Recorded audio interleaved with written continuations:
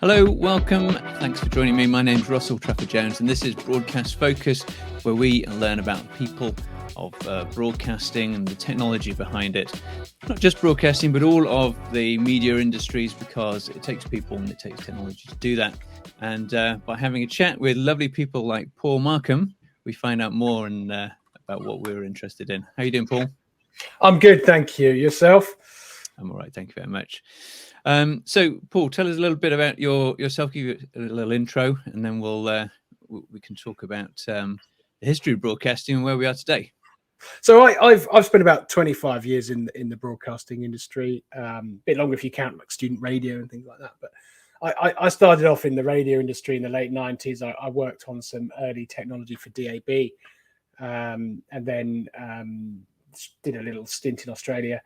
And we did things like, what we would call today software as a service and DevOps and things like that, which we didn't call any of those. We didn't have any of those names, but we kind of sort of threw those things together and sold them to the radio industry, which quite uniquely, I think, compared to television, radio, particularly commercial radio, was always operating without much money to spend. And that creates quite a creative environment in technology, because you have to kind of throw things together, and it also creates commercial opportunities for like the company I was working for to actually offer services to radio stations and radio groups, which were quite small at the time. So in about the mid 2000s, I went to work for Red Bee Media. I was on the original sort of the very big launch team for BBC iPlayer. Other video on demand services, and it was a very sort of exciting time for video on demand, because it was a new thing, and we were trying it out, and we were doing lots of new stuff, and some of it worked, some of it didn't, and all of those things went on. And then after a while, I was working on other stuff. I went to work. I did a lot of work on access services. I worked on the subtitling platform for Red Bee for a few years.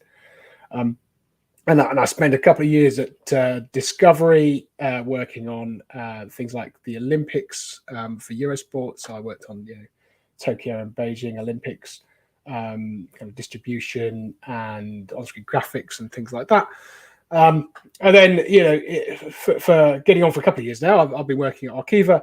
I am the enterprise architect for digital at Arqiva, which effectively means I sort of define and sort of run the cloud strategy, and so that sort of encompasses cloud and software, and we'll come to why cloud is useful maybe, and how software has an important role to play.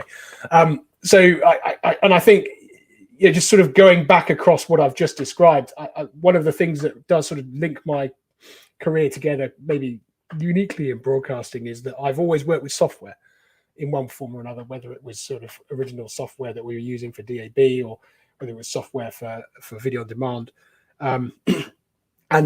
So despite having this broadcasting background, I've always been on the software side of it. So application support, but writing software as well, doing all of those things.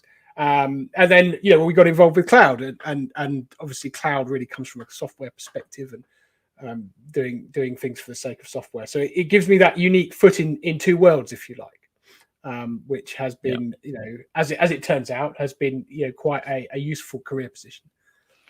Yeah, I think I remember when DAB came around, it was that move into digital, and now we're kind of moving into software. There's always that journey, and we just spoke recently to Gerard Phillips, who talked about his time where he started just resistor by resistor building circuits, and gradually as you go into FPGAs, etc., the software appears, and it doesn't actually go away. It's just that it's taken quite a lot of time to displace everything else.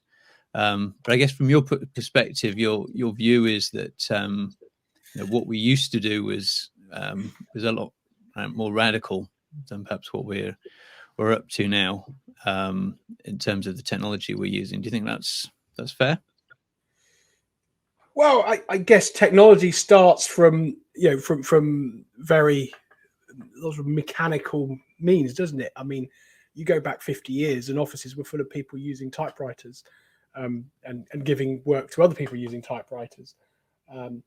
And we have come from that world of very sort of mechanical technology into a very computing centric world, haven't we?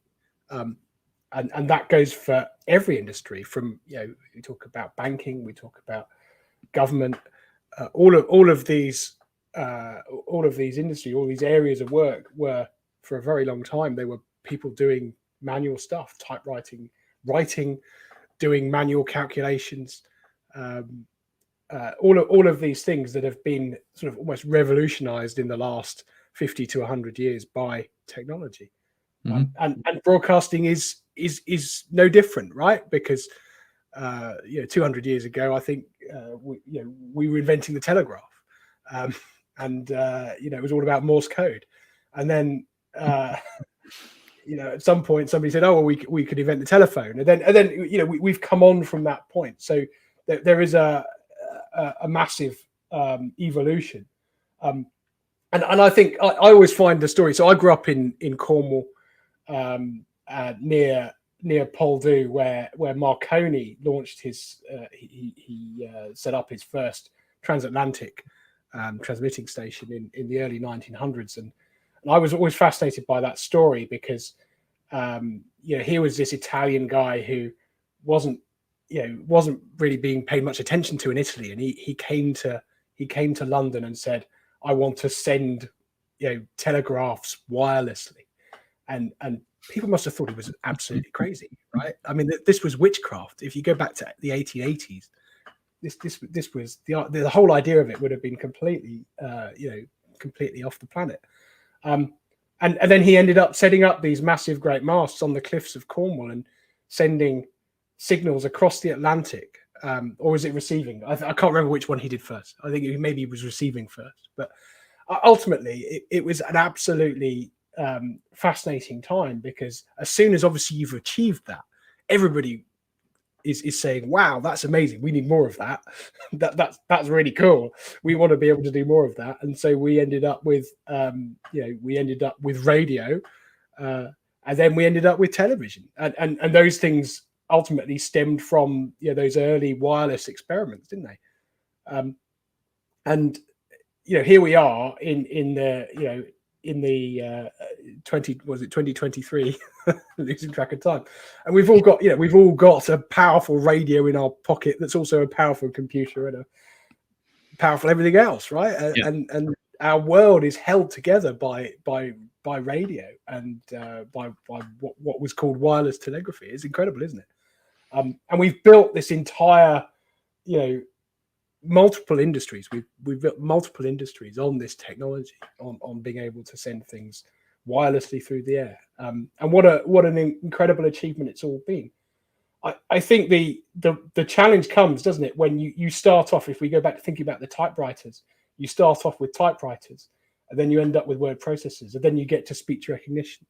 And what you do is you've taken that mechanical action. I mean, originally it would have been writing on a piece of paper, right? So you've taken handwriting, you've mechanized it mechanically, and then you've turned it into software in the end. And then you've turned it into software by you have like we have in front of us a keyboard which you're typing on, but then the next stage is well, actually you don't need that anymore. You can just do speech recognition, and you don't need the keyboard anymore. And that's all that's bringing AI into it as well. But ultimately, we're talking about software. And I guess as a broadcast industry, we started off, didn't we, with cameras, with these enormous cameras with big lenses, and I remember the early microphones, early sort of radio microphones would have cost thousands of, what I guess in today's money, probably thousands, hundreds of thousands, maybe of pounds for a single microphone. And certainly for a single camera in the early days of TV, they were astonishingly expensive things to build, and it's astonishingly delicate and containing lots of sort of bespoke components. And I guess the cameras would have had these big, handmade lenses and things like that. And so when all of these things start, there's a lot of craft, I think, involved. And as time progresses, we turn it, we mechanize it, it becomes an automated thing.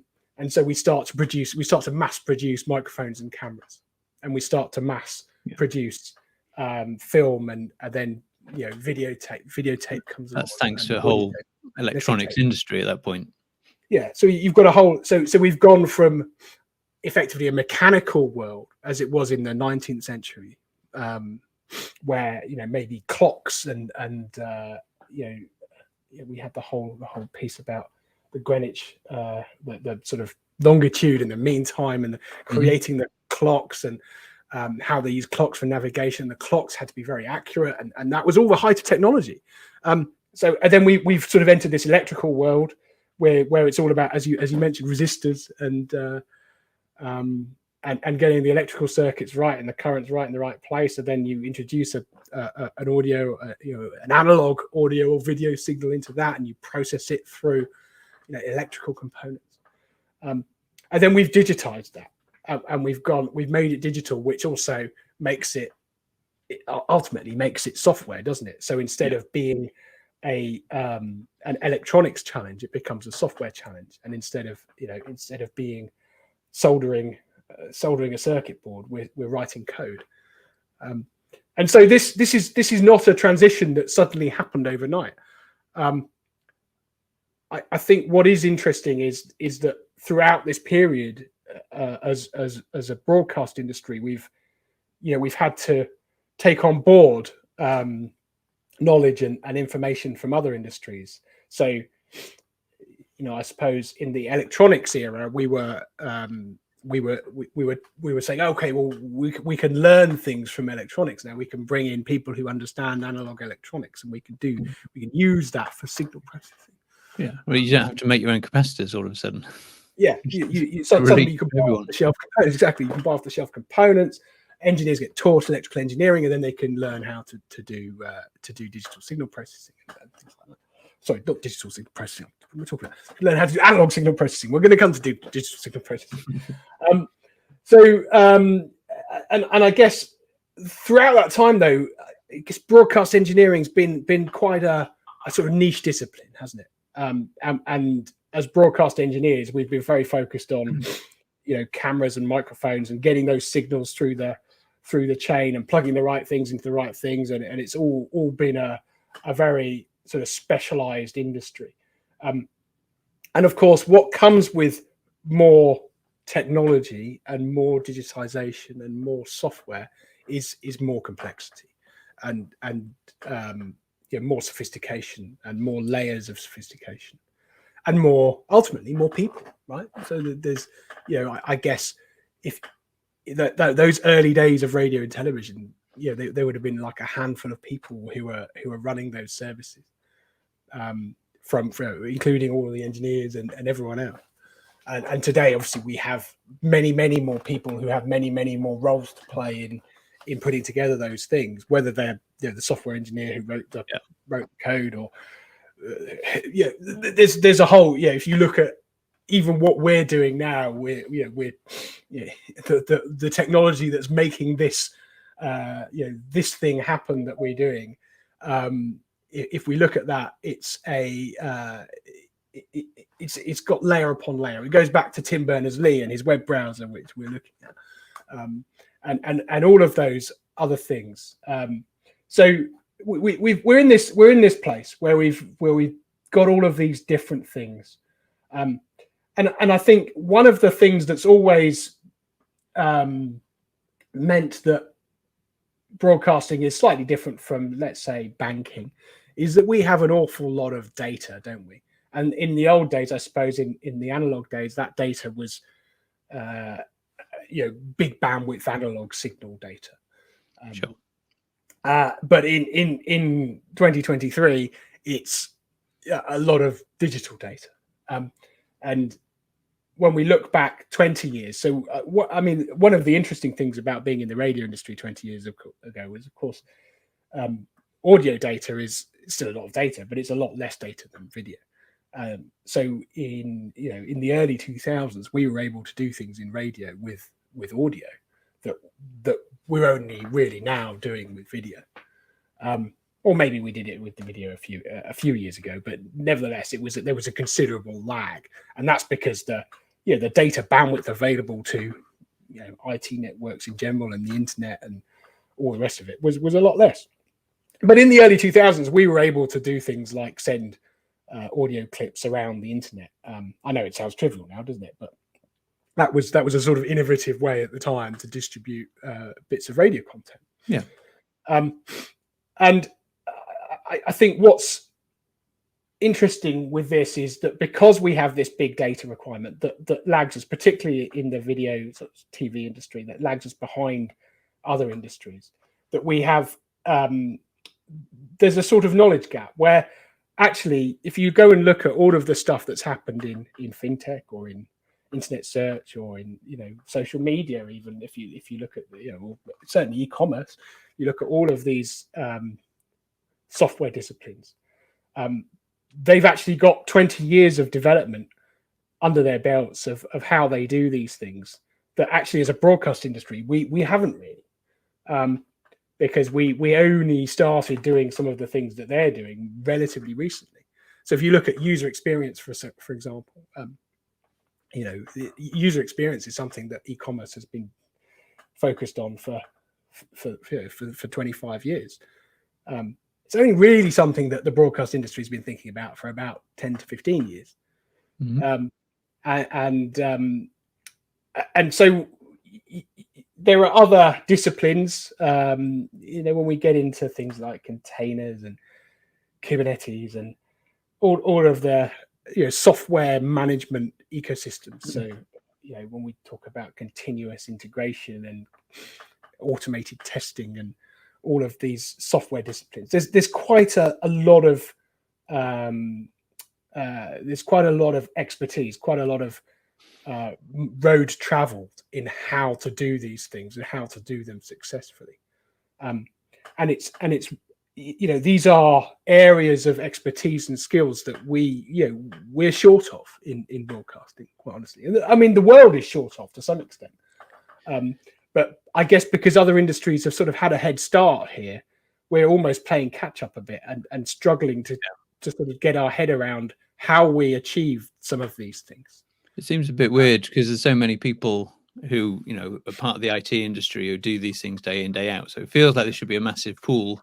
And yet, we feel we're short of people. And then similarly, there may be other industries that feel short. So both, it's in demand across the board. So it creates more people. But I guess you're saying that there's still more to learn to take on board, where we can improve what we do and how we do it, particularly as software is the name of the game in workflows. Absolutely. I think one of the comments that I hear relatively frequently is, particularly from people who come from outside the broadcast or the TV industry to come and work with us, and so that you sort of regularly get a comment along the lines of, well, this is the sort of software I was working with 20 years ago. Mm-hmm.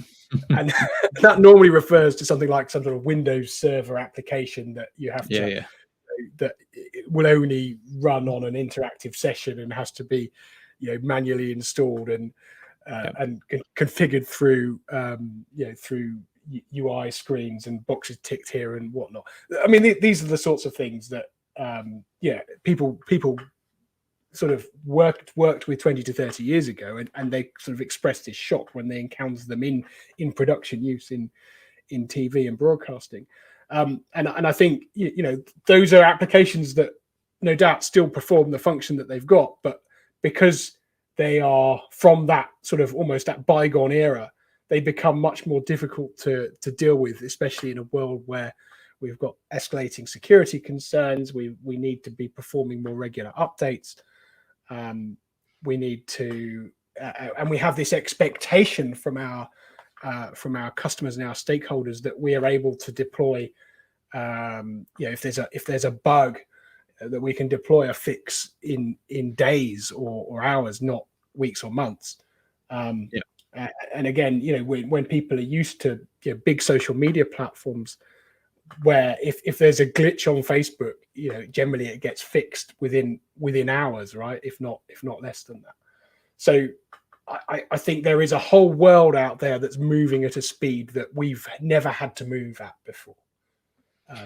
So you've been involved in creating a community. Is it the idea of this is to bring together these different worlds? Are they different? So, yeah, I think that's the general aim. I mean, look, I mean, it all started a couple of years ago when I saw an old meetup group on Meetup was sort of going spare. And what happens is in a meetup group is if all the organizers leave, then it sort of pops up a little message saying, "Do you want to take over this group?" So I took over this group because I was about to start a new job at Arkiva, my current job, and I sort of had this remit to do some of this stuff to try and sort of build this cloud software capability, and this seemed like a great vehicle to support it. And then, you know, I talked to some contacts, and so I spoke to an old colleague, David O'Dwyer, who runs a cloud native consultancy, and we talked about. So he did some work for us back at Red Bee many years ago, and we talked about how we could maybe use this as a vehicle to sort of bring together different tranches of expertise, and bring some of this cloud native expertise into media. And likewise, from a media perspective, I think we want to really articulate to a new generation that actually, you know, we're doing some quite exciting stuff, and that TV is quite an interesting place to work, because we kind of lost some of that. I mean, I grew up in the sort of the 1980s and the era where, you know, everybody wanted to go and work at the BBC or Sky or ITV or wherever. These were exciting, you know, exciting employers to have. And I think we need to recognize as an industry that actually, you know, the generation that we have today probably looks at Netflix and Facebook and Google as the places that they want to work, rather than rather than traditional TV broadcasters. So we kind of need to embark upon that mission to sort of make telly cool again, in terms of, you know, just to appeal to our to the new generation of talent.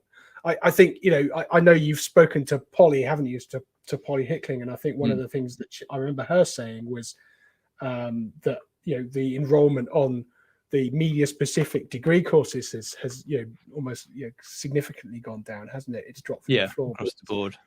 And I guess partly that's because of that factor, isn't it? That actually not only are you know, the big global tech giants, that they're attractive places to work, they're also paying really good money, which is hard to compete with. And we're all in that, you know, we're all in that situation. So we took this idea, and I bumped into Rich Bailey at an event that I think TechX ran a couple of months later, and we talked about, actually we want to run this event, but people kept saying to me, "Oh, well, if you're going to run a media event, then you should put it on online, and you should make it a hybrid event." And my initial response to that was, well, you know, that sounds a bit difficult, doesn't it? I mean, running a meetup is one thing. You get a bunch of people together in a room, and you give them some food and drink and have some talks. That's one level of organization. But bringing in live streaming, well, hey, that sounds complicated. But then, you know, I had a conversation with Rich, and he kind of said, well, you know, maybe TechX can do that part of it. And so what we created then was we had these three organizations coming together to bring the cloud native, if you like, the media distribution, and then the live streaming, and we put it all into a package, and we got cloud native media with with regular events, live streams, and a YouTube channel. And you know, hasn't that been an amazing journey? Because, you know, we've managed to get some significant reach, you know, particularly on LinkedIn, I think, and YouTube. We've got, you know, quite a few followers and subscribers, and we get quite a lot of people at our events who are not from media, who are interested in what we're doing, and I think that's a fantastic achievement. I mean, we partly achieved that by the way, by going to other tech meetups and promoting what we do, and saying to people, please come along and learn about some of the stuff we're doing in media. I think though that the fact that it's live streamed and the fact that we're actually doing it on the spot, so we're not just, if you like, we're not just talking about it. It sort of becomes this interactive sort of self-referential thing where we're using we're using the meetup as an event to test out the technology, which is fantastic, isn't it? And so the next, we're about to do the next, almost the next level of that next week. From when I'm sure there'll be people watching this for whom it's already happened and who were there, maybe, so they'll see how well or not it went. But it's certainly be on YouTube to watch. But what we're doing is we're taking the meetup and turning it into a live game show. So we're going to live stream an attempt at doing, Who Wants to Be a Millionaire? Our version of that, our interpretation of that. Who wants to be a cloud engineer? Who Wants to Be a Cloud Engineer? With some contestants who are who are regulars at the event, and we're going to live produce this with the help of some with TechX and 3A Design and some other people, and we're going to do it for very little money. And I think part of the point of this is to see what's possible, isn't it? It's to try and let's throw this together. Let's see if we can do stuff live. And although actually we get many more viewers after the fact on YouTube, watching the videos in the archive, as it were, rather than live. But I think there is still this, for me, still this excitement around live content, truly live content, which we see when we see how much Eurovision. I mean, I remember when I was a child watching Eurovision in the 80s, it was a very, very austere affair, wasn't it? I mean, it was almost the height of uncool. Eurovision. Who would be involved in that? There was a bunch of men in suits watching, frankly, mostly terrible music. But I mean, Eurovision's turned into this phenomenon that's sort of on the par with big sporting events, and that's, I think, in the age we live in, where there's a never-ending pile of video that you could watch. There is something quite compelling, isn't there, about live, something that's happening live. It's sort of this shared experience piece. Yeah, and with a meetup, you want to be in the room with the other people, you want to chat. And, yeah, that's going to be good. But then you also, particularly if it's it's a meetup to share about technology and the way you work and different ways of working. You don't want to lose that information just because you weren't there. It seems to, it's a London-based meetup. Yeah, but it doesn't have to be just London based, and many people can be interested in that. So that's the benefit of doing that live stream and then getting it on YouTube afterwards, I guess. Yeah, I mean, I think there's what I'm really interested in, and this is partly, I spent a couple of years working on Eurosport and the Olympics and things like that. So I know it's almost like, to me, we've almost got to the stage, where pre-edited content is a solved problem, isn't it? I mean, you've got YouTube is full of very, very talented creators who've the Mr. Beasts and Joe Rogans of the world, who've created incredible content out of their from editing. So they've done incredible things, and they've got people to edit them for weeks on end and created these very compelling videos. I mean, there's a lot of rubbish on YouTube as well, but clearly there's some very, very polished stuff out there. But most of it is not live, and most of the live stuff we've seen on social media so far has been very because of the state of the technology, has been very basic and very frankly not very interesting to watch on the whole. And it's been a phone pointed at something, right? And I think what we're really exploring the boundaries of now is, okay, so what can we do to make live interesting? How can we start to take that Eurovision experience, that massive, great shared experience, that live event type thing, and can we do that on a sort of YouTube level? So with very little budget, without all of the extravagance and the exuberance that comes with a massive global broadcasting event like that, but can we recreate some of that magic, some of that live, sort of compelling, unmissable content on a you know, on a shoestring. And that's, you know, it's an experiment. It may not even work. And the best thing is, we'll talk about, you know, after that happens, you'll be talking about what we did and how it went, and you know, there's a learning experience there. It's not simply, but you know, the other reason that I think the game show is nice is that it taps into the fact that it's much more of a community event. The idea is to have a meetup, to have a community, which I think separates it in a way from the other industry bodies that have great evening events, really useful. But you know, it feels to me as a little bit of a different vibe rather than going and listening to someone. It's a bunch of people coming together and kind of sharing that evening rather than, you know, receiving an event. Yeah, so I think absolutely, and very much, you know, drawing on the tech meetup, the wider tech meetup scene, but also on just trying to sort of deformalize a little bit some of what's going on. So we've intentionally said that Cloud Native Media it's not a membership organization. We don't want people to join. We don't have all that sort of formality that comes with some of the other sort of media bodies. Because we want to make it that sort of more fluid, more energized, more informal atmosphere. Whereas actually, it's just a bunch of people coming together and seeing what happens. And so, yeah, I mean, that, as I say, it's an ongoing experiment. We'll see where we end up and how well that works. But it's certainly, you know, I think, shown people that you can have that sort of event that is informal, that is fun to attend, and isn't just a you know, it doesn't feel like you're still, you know, you're just on some, you know, you're on some evening event that is still work, really. It is, you know, genuinely a fun event that people we want people to want to come just because it's enjoyable to come along, and the pizza helps for that. Yeah, of course. You know, you put on foods and drinks, and you know, the sponsorship helps enormously to make it go. But it you know, and it is a great networking opportunity. It's great for people to meet people and learn things.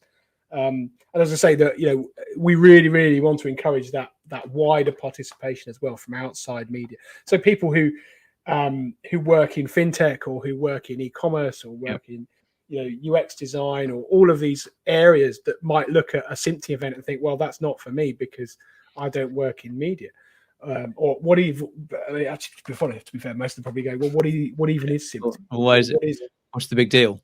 And I think that's it's one of the difficulties, you know, that we have to articulate, because I think there are interesting challenges which may not be unique, but are, you know, hard to find in other industries due to the, you know, amount of data and the way that we work. You know, I wouldn't say that we're unique, but on the other hand, there are a different bunch of challenges, as you know, at the same time as, you know, we need to learn. So I think, you know, there's certainly an argument to be had to say to someone who's been traditionally working in another industry, but they've got this IT background or this software background. So, well, actually, we could make life, you know, challenging for you in an interesting and fun way. But how you articulate that without going into the nth detail is actually really difficult. And perhaps the best way is to come along and get some of that, or have a look at the YouTube channel. So anyone watching this video has more work to do than some of the other videos I do, because you need now to subscribe to 2 channels. We've got this one you need to subscribe to. Just starting off, so definitely give me a hand. Let's get some subscribers. But also Cloud Native Media. If you go to cnm.live, that's the URL, and all of the details are there. There's a link to the meetup. .com group that you can just join and find out when the next one is, but also links to YouTube as well. So that's where you need to go and head there. If you are available in London at any point, then keep an eye out and make sure that you come along and share your views, because that's what it's all about. I mean, you could probably put a link to we put a link to the YouTube channel up here or something, can you? Yes, definitely, and in the description. We'll put it everywhere. And you can go on later and comment and say, don't forget. You have to like and subscribe and press the bell and all of that. You've got stuff. good at saying that. You do that every month. Sorry. That's great. So, thank you, Paul, for joining us. It's great to hear about kind of the background of your thoughts on how this meetup's come about. It's about 1.5 years old now, I think. Yeah, right? That's right, and it's great. It's been great to be here, and as I say, I think we've got to, we're not at the end of the journey, are we? There's a journey that's going to continue, and we're going to explore this live stuff and this experimental stuff, and I think there's a, and bring skills into broadcasting, and it's a bit of a melting pot, and we'll see where it goes. I think it's a fascinating time to be involved in television and in video, because it is actually, getting back to being that sort of state of the art type thing where we're starting to see actually we can do loads of new stuff. We've got stuff we can do with AI. We've got stuff we can do with live. We've got stuff we can do with maybe augmented reality, mixed reality, all of those kinds of things. So much scope that is round the corner, and it is exciting. And I think there's an enormous amount that we can be doing and that we can be playing with. Absolutely. Well said. Thanks for joining me, Paul. I look forward to speaking to you soon. It's been a pleasure. Thank you very much, Russell.